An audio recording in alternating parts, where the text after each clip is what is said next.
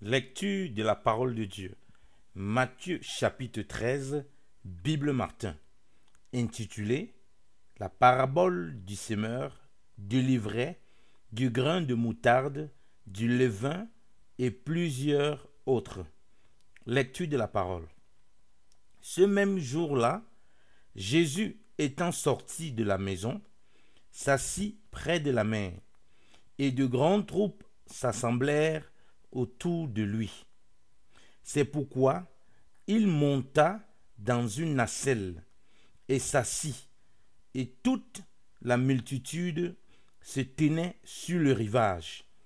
Et il leur parla de plusieurs choses par des similitudes, en disant, voici, un semeur sortit pour s'aimer. Et comme il s'aimait, une partie de la semence tomba le long du chemin, et les oiseaux vinrent et la mangèrent toute. Et une autre partie tomba dans les lieux pierreux, où elle n'avait guère de terre, et aussitôt elle leva, parce qu'elle n'entrait pas profondément dans la terre. Et le soleil s'étant levé, elle fut brûlée, et parce qu'elle n'avait point de racines, elle sécha. Et une autre partie tomba entre des épines, et les épines montèrent et l'étouffèrent. Et une autre partie tomba dans une bonne terre, et rendit du fruit. Un grain en rendit 100, un autre 60, et un autre 30. Qui a des oreilles pour ouïr, qu'il entende. Alors les disciples s'approchant lui dirent, pourquoi leur parles-tu par des similitudes? Il répondit et leur dit, c'est parce qu'il vous est donné de connaître les mystères du royaume des cieux, et que pour eux, il ne leur est point donné de les connaître. Car à celui qui a, il sera donné, et il aura encore plus. Mais à celui qui n'a rien, cela même qu'il a, lui sera ôté. C'est pourquoi je leur parle par des similitudes, à cause qu'en voyant, ils ne voient point, et qu'en entendant, ils n'entendent point et ne comprennent point. Et ainsi s'accomplit en eux la prophétie d'Ésaïe qui dit, en entendant, vous n'entendrez et vous ne comprendrez point. Et en voyant, vous verrez et vous n'apercevez point. Car le cœur de ce peuple est engraissé, et ils ont ouï dur de leurs oreilles, et ont cligné de leurs yeux, de peur qu'ils ne voient des yeux, et qu'ils n'entendent des oreilles, et qu'ils ne comprennent du cœur, et ne se convertissent, et que je ne les guérisse. Mais vos yeux sont bienheureux, car ils voient, et vos oreilles sont bienheureuses, car elles entendent. Car en vérité, je vous dis que plusieurs prophètes et plusieurs justes ont désiré de voir les choses que vous voyez, et ils ne les ont point vues, et d'ouïr les choses que vous entendez, et ils ne les ont point ouïes. Vous donc, écoutez le sens de la similitude du semeur. Quand un homme écoute la parole du royaume et ne la comprend point, le malin vient et ravit ce qui est sémé dans son cœur, et c'est là celui qui a reçu la semence auprès du chemin. Et celui qui a reçu la semence dans les lieux pierreux, c'est celui qui écoute la parole et qui l'aperçoit et qui la reçoit aussitôt avec joie. Mais il n'a point de racine en lui-même.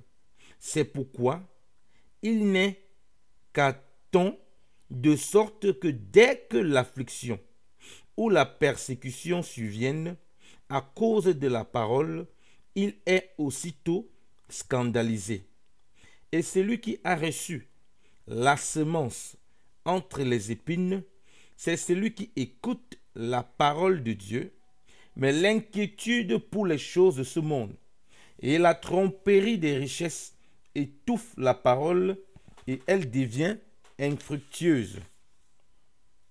Mais celui qui a reçu la semence dans une bonne terre, c'est celui qui écoute la parole et qui la comprend et porte du fruit et produit l'un 100, l'autre 60 et l'autre 30.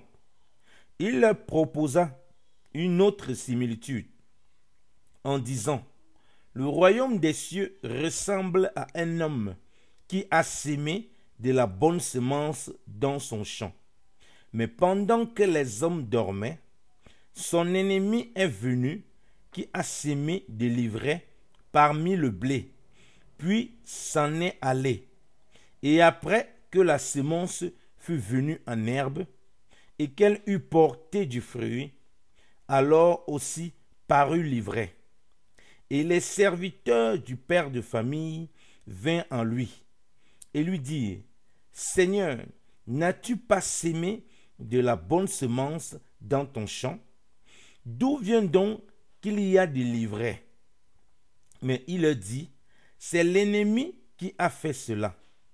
Et les serviteurs lui dirent: veux-tu donc que nous y allions et que nous cueillions l'ivraie? Il leur dit: non, de peur qu'il n'arrive qu'en cueillant l'ivraie, vous n'arrachiez le blé en même temps. Laissez-les croître, tous deux ensemble, jusqu'à la moisson. Et au temps de la moisson, je dirai aux moissonneurs: cueillez premièrement l'ivraie et la liez en faisceaux pour la brûler, mais assemblez le blé dans mon grenier. Et il leur proposa une autre similitude, en disant: le royaume des cieux est semblable au grain de semences de moutarde que quelqu'un a pris et semé dans son champ, qui est bien la plus petite de toutes les semences. Mais quand il est cru, il est plus grand que les autres plantes et devient un arbre, tellement que les oiseaux du ciel y viennent et font leur nid dans ses branches. Il leur dit une autre similitude. Le royaume des cieux est semblable au levain qu'une femme prend et qu'elle met parmi 3 mesures de farine, jusqu'à ce qu'elle soit toute levée. Jésus dit toutes ces choses aux troupes en similitude, et il ne leur parlait point sans similitude, afin que fût accompli ce dont il avait été parlé par le prophète en disant: j'ouvrirai ma bouche en similitude, je déclarerai les choses qui ont été cachées dès la fondation du monde. Alors Jésus, ayant laissé les troupes, s'en alla à la maison, et ses disciples vinrent à lui et lui dirent: explique-nous la similitude des livrets du champ. Et il leur répondit et dit: celui qui sème la bonne semence, c'est le Fils de l'homme, et le champ, c'est le monde. La bonne semence, ce sont les enfants du royaume, et l'ivraie, ce sont les enfants du malin. Et l'ennemi qui l'a sémé, c'est le diable. La moisson, c'est la fin du monde, et les moissonneurs sont les anges.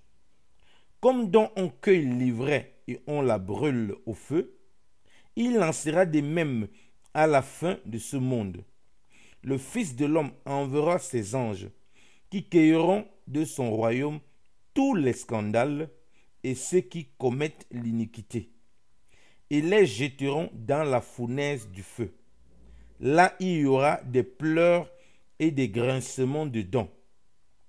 Alors les justes reluiront comme le soleil dans le royaume de leur Père.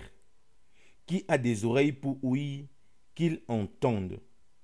Le royaume des cieux est encore semblable à un trésor caché, dans un champ, lequel un homme ayant trouvé l'a caché. Puis de la joie qu'il en a, il s'en va et vend tout ce qu'il a et achète ce champ. Le royaume des cieux est encore semblable à un marchand qui cherche de bonnes perles et qui, ayant trouvé une perle de grand prix, s'en est allé et a vendu tout ce qu'il avait et l'a acheté. Le royaume des cieux est encore semblable à un filet jeté dans la mer et amassant toutes sortes de choses, lequel étant plein, les pêcheurs le tirent en haut sur le rivage. Puis s'étant assis, ils mettent ce qu'il y a de bon à part dans leur vaisseau et jettent dehors ce qui ne vaut rien. Il en sera de même à la fin du monde. Les anges viendront et sépareront les méchants d'avec les justes et les jetteront dans la fournaise du feu. Là, il y aura des pleurs et des grincements de dents. Jésus leur dit, « Avez-vous compris toutes ces choses ?» Ils lui répondirent, « Oui, Seigneur. » Et il leur dit, « C'est pour cela que tout scribe qui est bien instruit pour le royaume des cieux est semblable à un père de famille qui tire de son trésor des choses nouvelles et des choses anciennes. » Et quand Jésus eut achevé ces similitudes, il partit de là, et étant venu en son pays, il les enseignait dans leur synagogue, de telle sorte qu'il en était étonné et disait, « D'où viennent à celui-ci cette science et ces vertus? Celui-ci n'est-il pas le fils du charpentier? Sa mère ne s'appelle-t-elle pas Marie? Et ses frères ne s'appellent-ils pas Jacques, Joseph, Simon et Jude? Et ses sœurs ne sont-elles pas toutes parmi nous? D'où viennent donc à celui-ci toutes ces choses? » Tellement qu'ils étaient scandalisés en lui. Mais Jésus leur dit, « Un prophète n'est sans honneur que dans son pays et dans sa maison. » Et il ne fit là guère des miracles à cause de leur incrédulité. Amen. Parole du Seigneur. Amen.